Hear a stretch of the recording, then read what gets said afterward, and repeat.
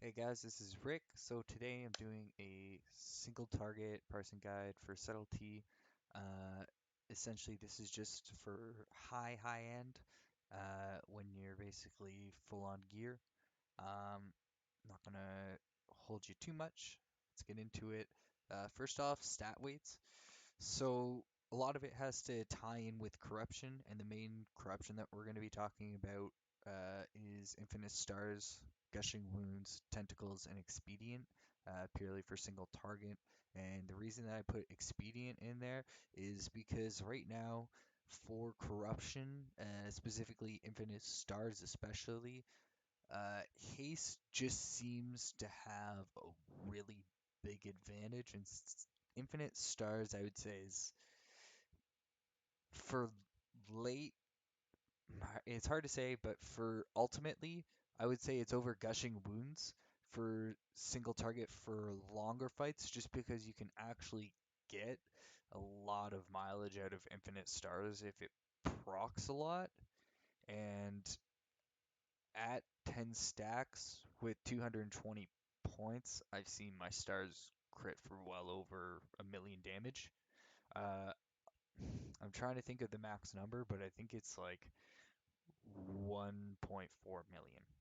And, the faster you can reach 10 stacks and start critting those 1.4 mil hits, yeah, it's GG.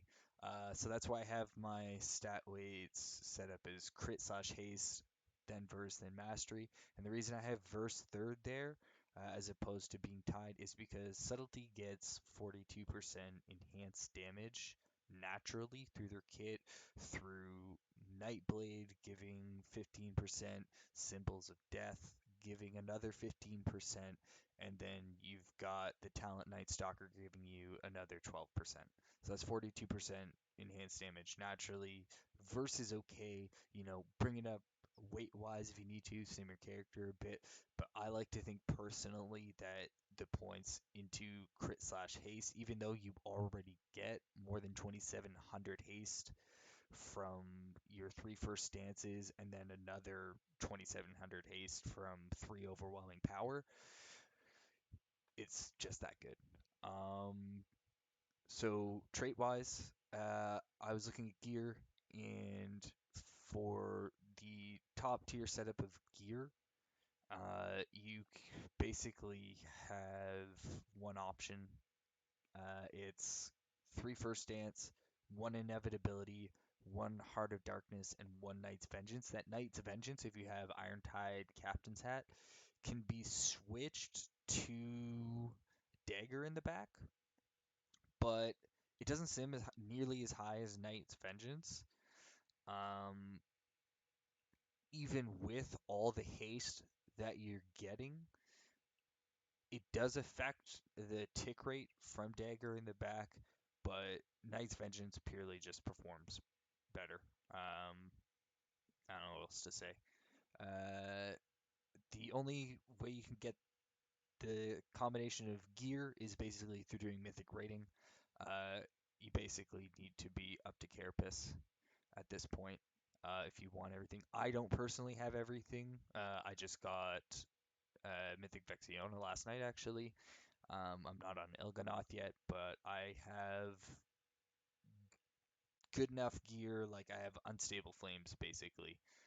And I didn't get Dark Heart Robe, but I am using the chest from Heroic Carapace, which is almost as good as well. It just doesn't have your overwhelming power on it. Um,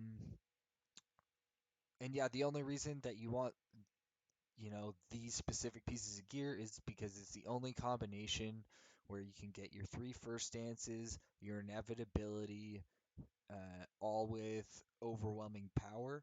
And then Heart of Darkness is your third best trait over Knight's Vengeance. You can't get a second one, unfortunately, to go 3 FD, 1 Inevitability, 2 Heart of Darkness. It would be really sick, but, Blizz doesn't want certain specs to be overpowered, and I can understand that for subtlety because we translate damage from AoE to single target really well. But at the same time, Knight's Vengeance does this job better than Heart of Darkness, anyways. So kind of doesn't make sense to me why they do that. Moving on. Talents standard. You want your 2-1, 2-2, 3-1. I'll open that up real quick so you can see. You want Night Terrors over Prey on the Weak for Corruption. Chances are your Grand Illusion is going to be moving way too fast for you to even hit it with a Shuriken Storm to slow its movement speed. So it's a toss up. But realistically, if you're parsing, you're not going to be using Prey on the Weak really, um, ever if you're doing single target parsing. So moving on. Corruption. So yeah, like I said, main corruption that is even brought into consideration is infinite stars, gushing wounds, tentacles, and expedient. The first three all scale with item level. Um, Basically, they all also have their rated procs per minute affected by haste. I used to think that tentacles the tick rate was, but I think I was looking at Priest Mindflay Tentacles before. Uh, but I think you can see all this information on raid bots. There is a website that shows you all of the abilities and everything. I'll bring that up in another video. Macros for subtlety are actually sort of important, mainly just the two that I have listed right here.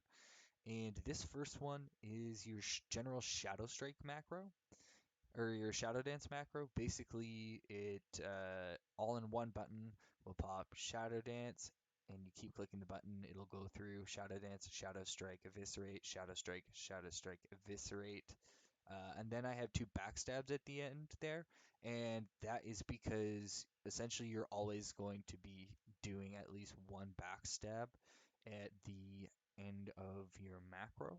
Um, or at the end of your Shadow Dance rotation.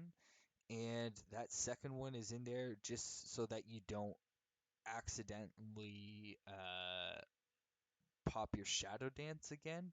You kind of just want to do that first backstab because that's actually important. You get a bit of delay when you're switching stances out of Shadow Dance into normal stance.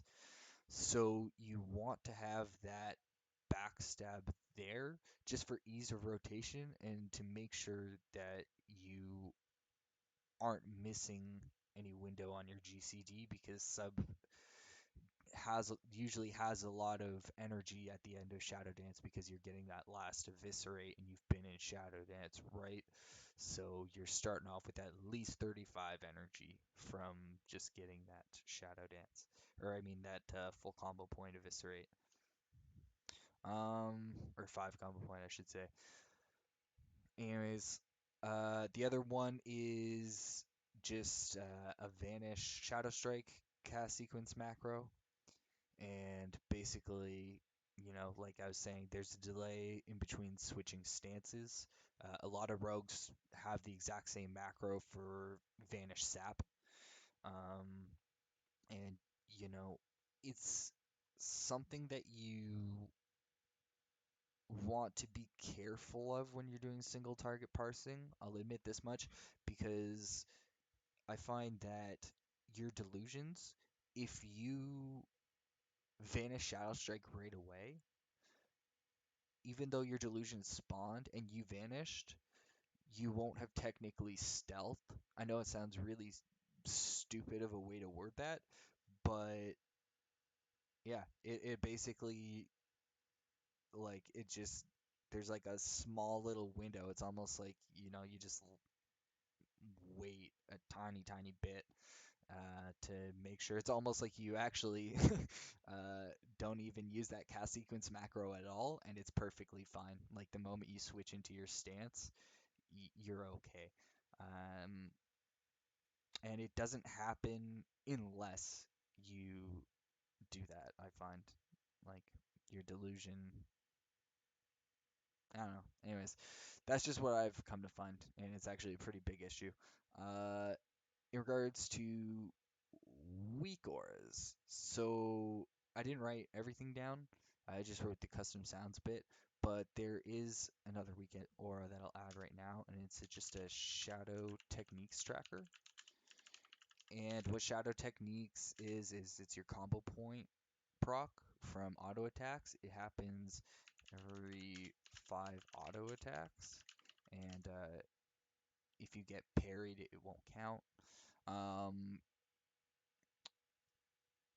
yeah, mine starts in combat, but it's basically I have it set right here, and it's just these 5 red bars. Here, I'll open up a little something something here, a little dummy outside, just so that you can see what it looks like.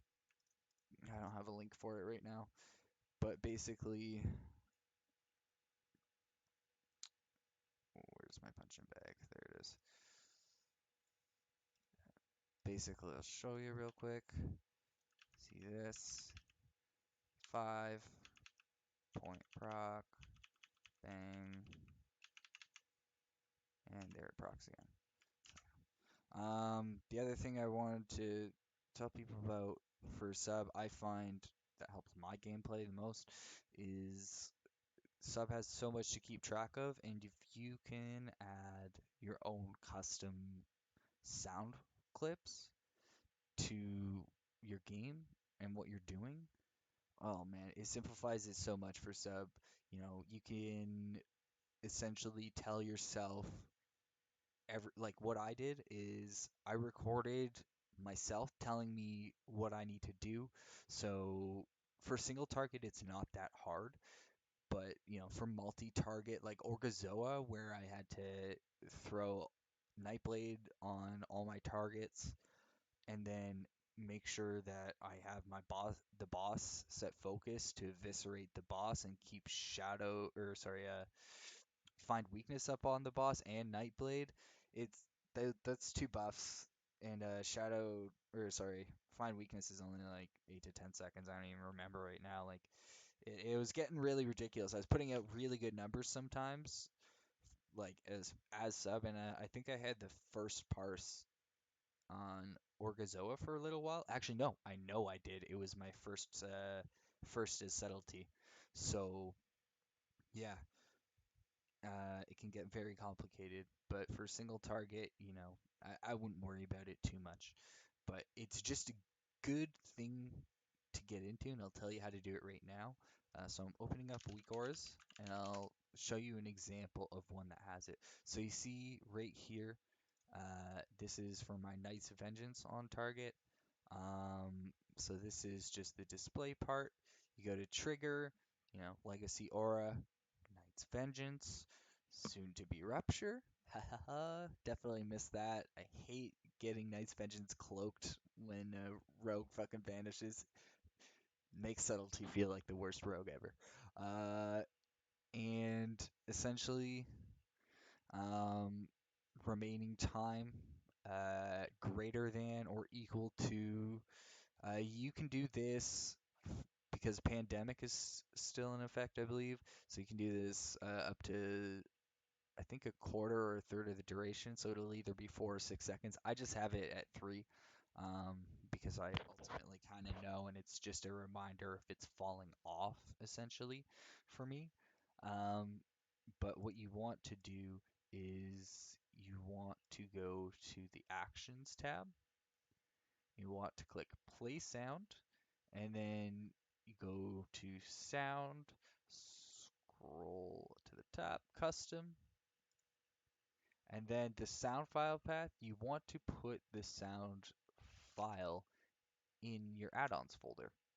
And then what the pathing looks like is interface slash add-ons slash whatever the file name is dot mp3, and dot mp3 is the type of file it is. So I just named it eviscerate. It was some goofing. It's actually supposed to be named Nightblade, but yeah. Let's move on to rotation principles. So the general rotation principles, following your energy, your combo points, and then the shadow techniques aura that I mentioned earlier to track your combo point proc. Um, essentially, one thing that I've noticed that you want to do is dumping a combo point in, or dumping, energy in a combo point in a backstab before Shadow Dance for higher damage eviscerate in Shadow Dance, and you'll also get that extra like 5 or 6 energy back from that eviscerate, so you'll actually end up getting better energy flow in Shadow Dance.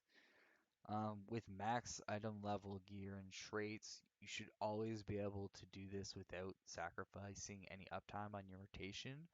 Uh, it's a risk assessment thing.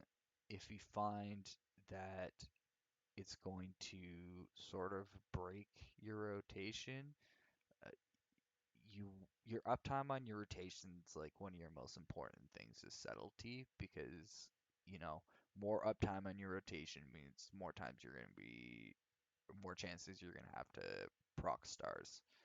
Um, and same with being in Shadow Dance. You want to make sure that you're doing everything you can to maximize how long you are in Shadow Dance, because that extra 2700 haste for procking stars or just any other corruption affix really that I mentioned earlier, they're all affected.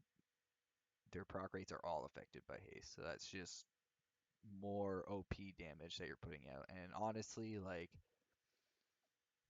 I'll show you. I've got 220 points of infinite stars at 465 slash 475.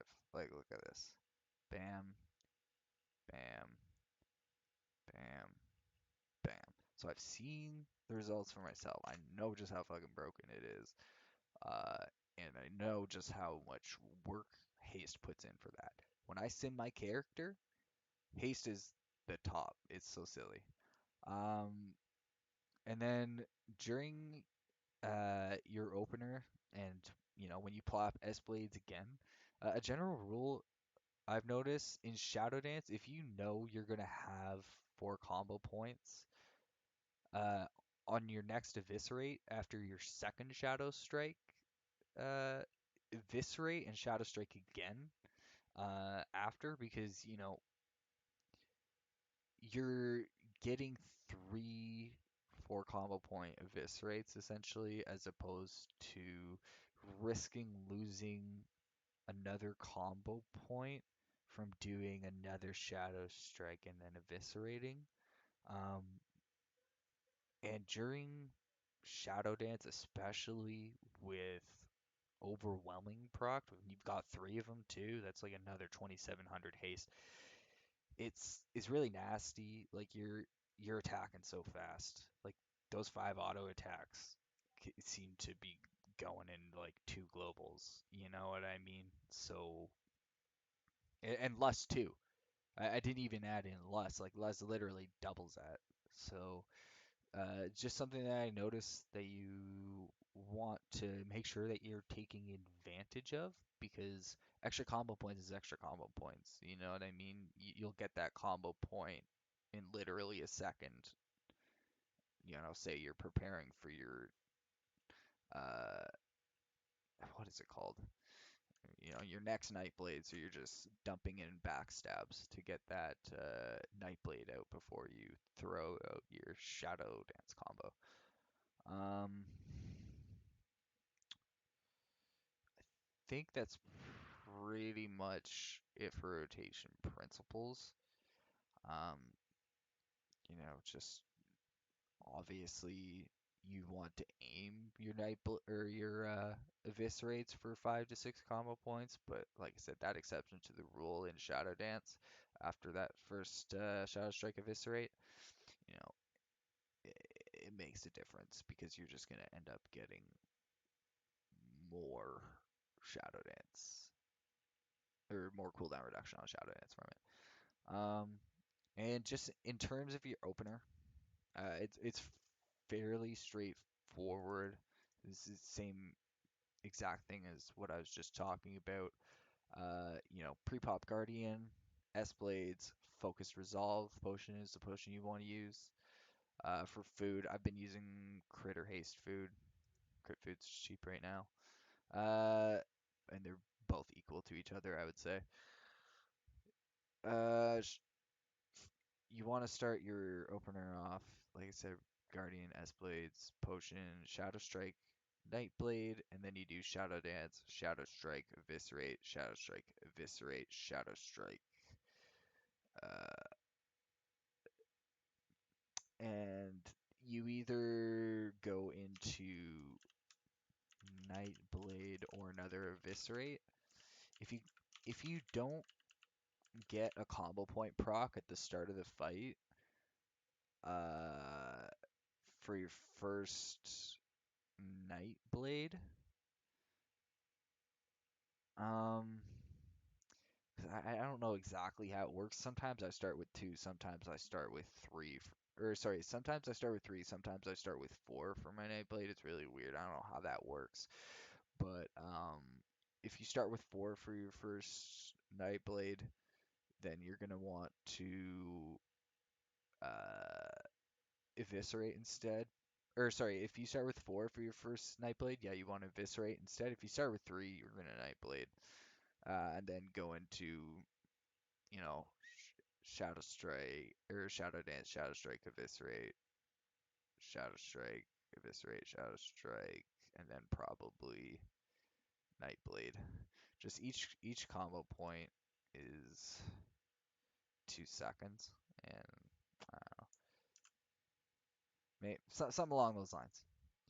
Just notice when it's about to go out. Make sure you're not letting it fall off. And if it is falling off, make sure it's only falling off for one backstab global and then you're getting it popped again. Um, for corruption management, your best CDs are your Ashkara, or I spelled that wrong, but your main cloak. Then you've got Cloak of Shadows, which is by far the best cooldown to use on that stuff, period. It cucks delusions, it literally clears the debuff for you, and prevents you from taking that shit for another 4 or 5 seconds. Vanish is also really good. Blind isn't that great, but if you're lucky, it works sometimes. If you're high skill cap and you have the weak aura for pointing out your delusions. Um, Basically, when you're parsing with really high corruption, you want to be super lenient with these CDs. Uh, use only when you're low HP or get a second proc of circles, or your 8 stacks and your second circle is procced, so you're now hitting 9, 10, 11 stacks. Um, for Vanish, it's only used to prevent delusions from reaching you if you're low. Uh, or you have 8 stacks of the corruption debuff, and it's going to make you get more stacks. Um, that's basically it. Thank you for checking out my video.